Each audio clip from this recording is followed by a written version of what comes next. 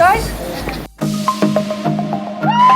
I'm Nikki, and this is my gorgeous family. Chris, Bo, Bear, and our salty sea dog, Rosa. We are sailing around the world on Pickle, an old catamaran we bought and did up after my major life-changing moment when I caught meningitis. Subscribe and enjoy the ride.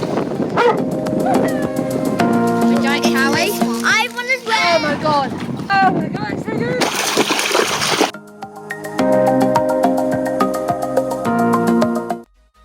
Welcome aboard to Pickle. Come on front deck. Front deck, lots of space to lounge around, especially when you're sailing. It's quite comfy out here. We've got big lockers. You put everything there, all your ropes, fenders, you know, kids' buggy boards, it's in there. That's our workhorse. That's the Elite Marine windlass that we rebuilt in an earlier episode. You probably saw. Bit of a project 'cause it's not made anymore. Our life raft on the coach roof. This is our furling system.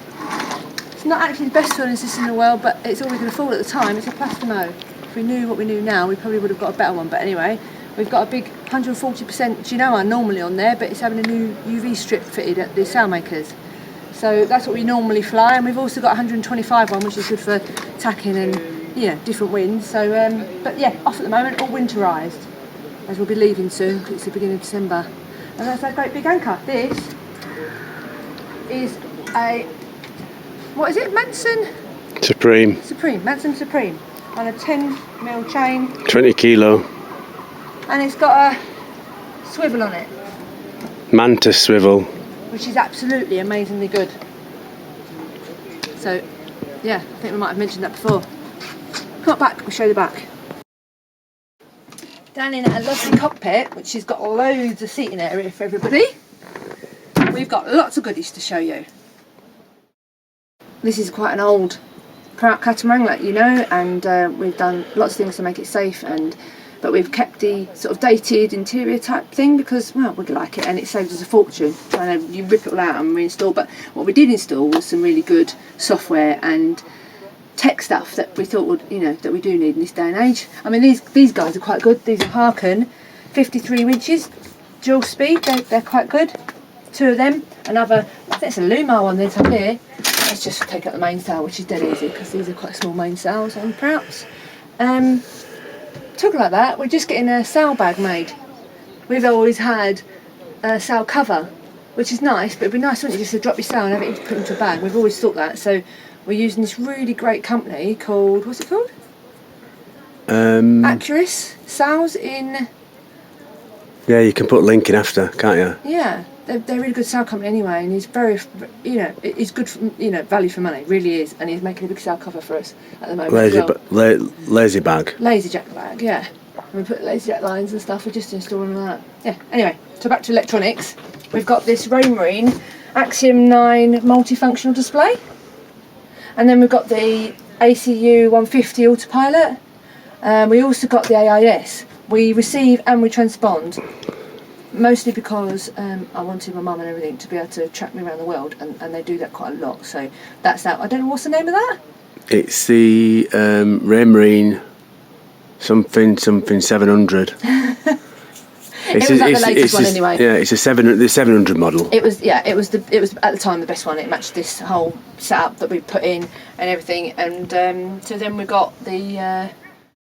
To fit the gyro compass, didn't we, down over there? Yeah. That's Raymarine. There's quite a lot to it on the back, but it's quite a big job, but it was really worth it, and you got to know your wiring a bit better, didn't we? Mm-hmm. And we've kept the old plotter. The old plotter's actually inside. It's a Lawrence, and it's again a multifunctional space. It's pretty good. It's old. It's got all world maps on it, and you can turn it around and have it there, or you can sit inside, which we only really use it for an anchor alarm, don't we?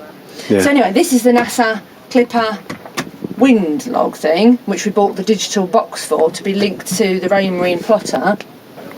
But it doesn't work very well. We've had a lot of problems with it. Depth and temperature transducer, that's a Raymarine, that's also linked onto that. We fitted that down there. And then this is just the log. That's just the one that was there. That's working fine. I think we've got new paddles for it. So that's all our electronics. And then there's on to things like our batteries. Let's show you our batteries. So these are our batteries. They are Odyssey Extreme. Dual purpose. Yeah, that's it. Dual purpose. AGM. AGM batteries, and so we've got five. So we've got 500 amps. I got it right. 500 amps, and they're really good because they are good for cranking, for starting your engine, and for house batteries. We have like 4, and then we keep 1 for a spare. Reserve. Yeah, it used to be that we'd have 1 for engine start and 4 for house. Well, we had 3, but we've gone up to 4. But now these do both jobs, and they're pretty amazing batteries. If you're looking for a good marine battery that's going to do everything, really check these guys out. They're an American company, but they're really good. We also have a 1-2 off, or both actually, isolating switch, so that's really good. People have problems with them, you know, because, well, look into it. Ours is perfect, but people, you know, there's that with people's opinions on them. This is our switch for our windlass, and our fridge is wide up to it. I don't know why, but it's something we need to look at. That's for our leg. Pulling her leg up and down, that locks her leg up and down. This, you have to pull her leg up here and lower it down again when you want to use it, because we only have 1 engine. So that's the other thing that people don't realise. Most catamarans have 2 engines, ours is only 1. So we have, this is to control where the leg goes. So to control the boat, under 2 knots, low speed, you control it for the leg. It's a bit like a outboard engine. So you go up or down, and it turns your leg underneath. It's just under here. And on this side is obviously your normal one to, you know, accelerate. That's, you know, that runs your engine. So we've got YM30. 3 YM30. 3 YM30. 3 cylinder. Genoa, Yeah. 3 cylinder. 30 horsepower. Yeah, diesel engine, which works that engine. It's a bit noisy because ours is actually outside. It's under this cover. A lovely engine cover. Quite a great thing, isn't it? Let's get in here, and it's all insulated with this great big stuff we put on. But you know what? You're mechanical. You're the one that really mechanical minded. You should tell me about this. Come on, Chris.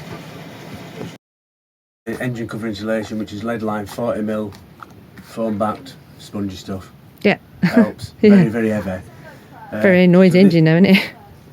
Yeah, and all these rattle. This is the engine, 30 horsepower, 3 cylinder, like I said.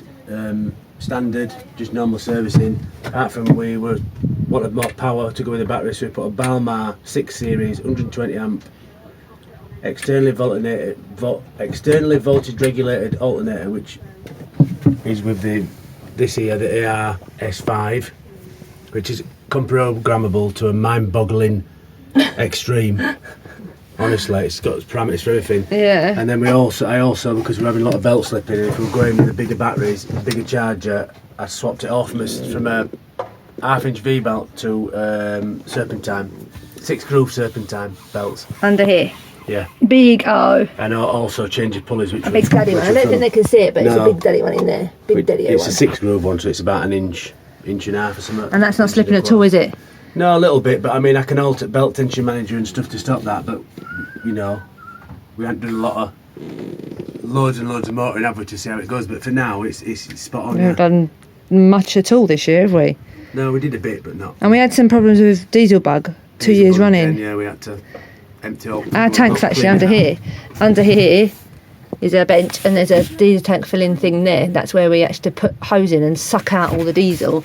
And under here is a filter with a strainer at bottom. Can't really get down, can you? But it's under there. You can't see because we've got a rope in there. But that's yeah. That's his first filter, and then you've got the second one. Yeah, and that's the water filter where it takes in seawater, sort of seawater intake.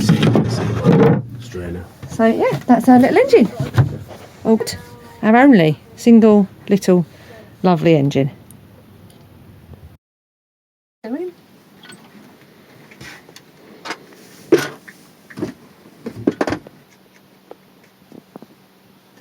This is obviously a nice big seating area we've got. Normally in Prout you have a double bed behind there, but ours is laid out completely differently. So we've got a nice big seating area and a nice big table for the kids, you know, to work on, or us to sit around, watch movies, eat dinner and stuff. This is a nav station. Nice big map table. Lots of storage again, with so much storage. That's one of our ramps, that's for a pet ramp. And then obviously, if you go around there, you'll see all of our battery monitors and charge controllers.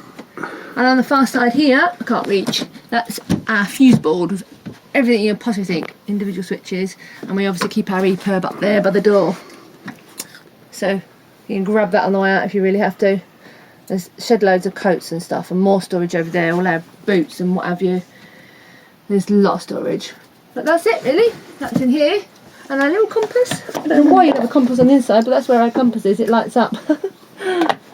And the kids love. I have a parrot hanging from there normally. I'll take you down starboard. So I forgot to mention that this Epeva, this MPPT tracer, has also got the M50, isn't it? MT50 programmable display. So this is what controls all the solar panel energy coming in and make sure that it doesn't overcharge the batteries and all that sort of thing. If you want more information about that, please ask us, but I'm not going to dribble on and bore you with all the information about charge controllers because it's long-winded. We've also got under there, which is loads and loads of electrics, and I don't think you'll be able to see. That's the full-on like electric board, isn't it? Electric, yeah, and that's obviously where we have also a battery charger which controls the 240 stuff and charges the battery. Yeah, breakers and all breakers that. For the 240. If you want any more information about electrical stuff, then do ask.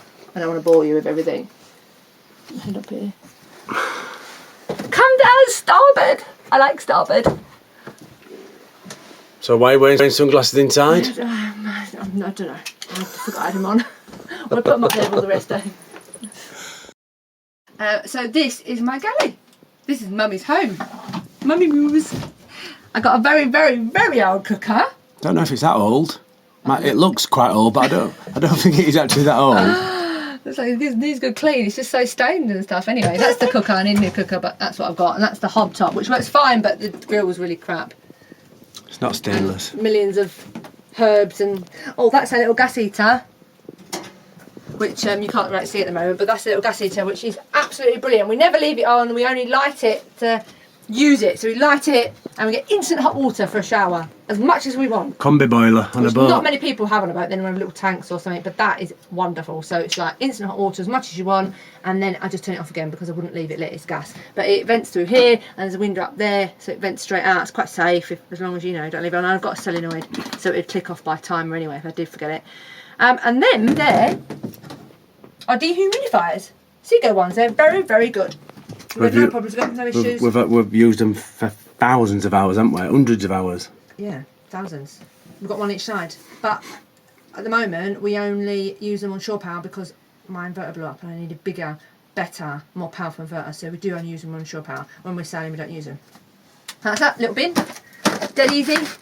Really old-fashioned. This is like, as you can see, it's like timed, isn't it? It's like how they used to make them, and now everybody's got shiny white headlining that drips and gets all condensated. Well, we don't get any of that, but it is a bit dated. But I don't mind it. In fact, I quite like it. You know, got a little portable hoover, and my cafetiere, and there's shed loads of room and storage. These are just like endless cupboards. There's just cupboards everywhere, and you can just fit so much stuff in. Too much stuff in. Months and months worth of food. You just, honestly, you can store so much, and it's the same on the other side. There's just so much storage. Loads and loads and loads of cupboards, pots and pans and food and everything. Nice big washing up thing, or more workspace. It's nice to have a big workspace area for making bread and cooking and stuff, and the same over there and here. It's good for space. And another great big cupboard. We installed this one because it was just a big empty space, but I just keep in loads of medicine chests and cupboards and bread and the all important gin in there. And I got an isotherm fridge, which I don't know if people know about, but they're actually quite a nice fridge. I quite like my fridge, although it probably needs a cleaning at the end of the season, but it's a nice big fridge. You can get lots in there. Just got a small icebox, that's the only problem. It's quite small and the lid opens, but so we don't freeze it. But we're not meat eaters, so we don't really need to freeze a lot anyway. Everything we eat is fresh, so that's that, and that's one of the little keys. And it's also the fridge is 240 and 12 volt, which is automatic switching. So when you plug in, it'll go to 240. When you unplug, it'll go to 12 volt. And you don't have to think about that. It does it all by itself. Use about 5 amps. Yeah. About 4.5 amps. Yeah, it does use a fair bit, doesn't it? Yeah. When it's very hot. But it's all right actually. I think it's pretty good. And there's all the kids. One of the kids' bunks. That's Bear's. So he isn't as big. Bo's got up to here, Bo on the other side. She's got like a whole room, but Bear's got this and all that space, and these all is. So he's got some stuff, but he's only little. What does he need? He's only in my bed anyway. And this is my favourite hatch. Yeah. I've got to show my hatch. So you open it out, feed the fishes. Look, hang on. You can see fishes waiting for food. Yeah, if I call the fishes and drop bread in, they come flying. Yeah. And then all you do when you're on a sail, which I often forget, is I put that down like that, and you turn it, and then you screw it down. And it tightens and tightens and tightens. And But then I do it till it's tight, obviously. when it's tightened down, it doesn't let it drop in. But when you forget it, it lets lots in. When I forget it, it goes and literally soaks the ceiling and the floors and Which everything. we've done a few times, haven't we? I've done so many times, yeah. Once, it was so bad across Lime Bay and we forgot it. This had actually flown off. No, we didn't do it locked down then, did we? I don't think we knew how to do it, no. And it's come off and, yeah. Oh my God, it was just, everything was wet and it was a right mess.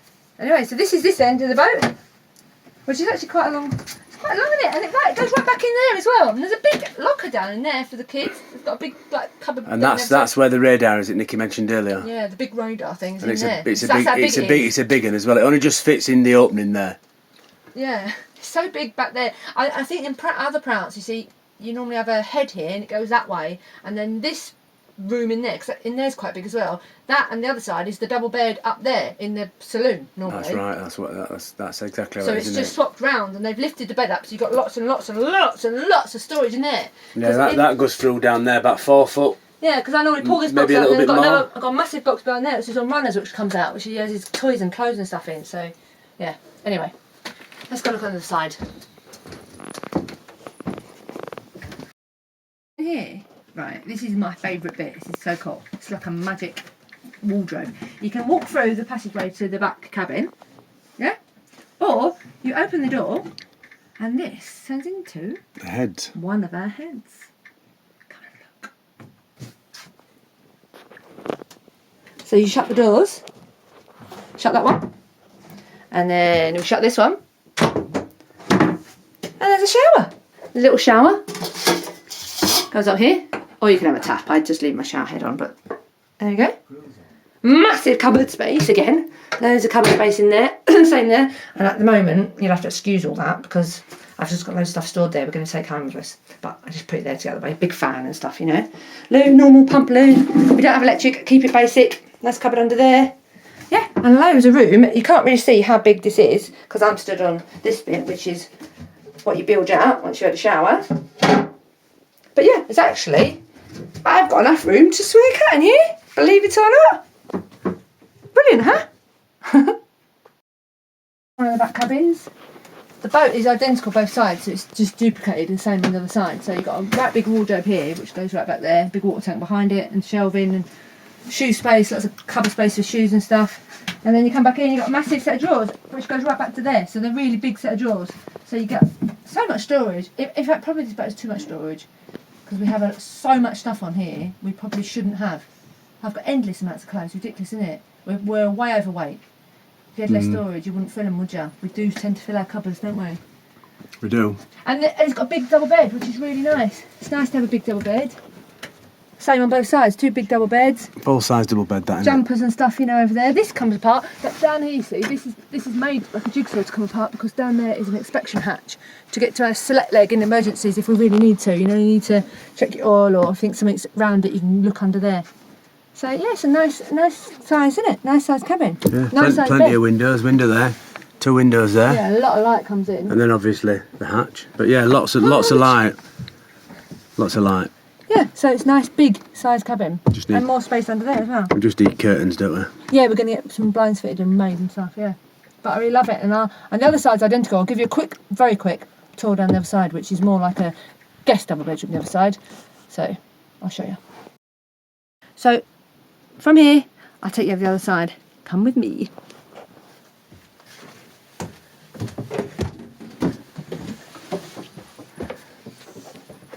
I do schoolwork. Yeah. Let's go down here. Side is mostly storage and wetsuits. Hello. Hello, little man. So we have a big cupboard here for, oh my god, mostly swimming and snorkeling stuff. It's huge, all these cupboards here, more cupboards there for milks and, you know, drones and stuff. And then this is like a huge tool cupboard with every tool you can think of, and it goes right back over there. So these are massive drawers that, you know, just pull out, and they're just labelled for different things, rigging, bolts, shackles, you name it. So you just shut this massive cupboard, and then you got the same thing down here. But this is obviously for sowls and stuff down here. So spares, stays, electric cables, and Bear's messing with some paint. Weightlifting. Oh, you're so strong. Bo's little sanctuary. And a cool little bed and lots of storage down the back. So a big bit down there.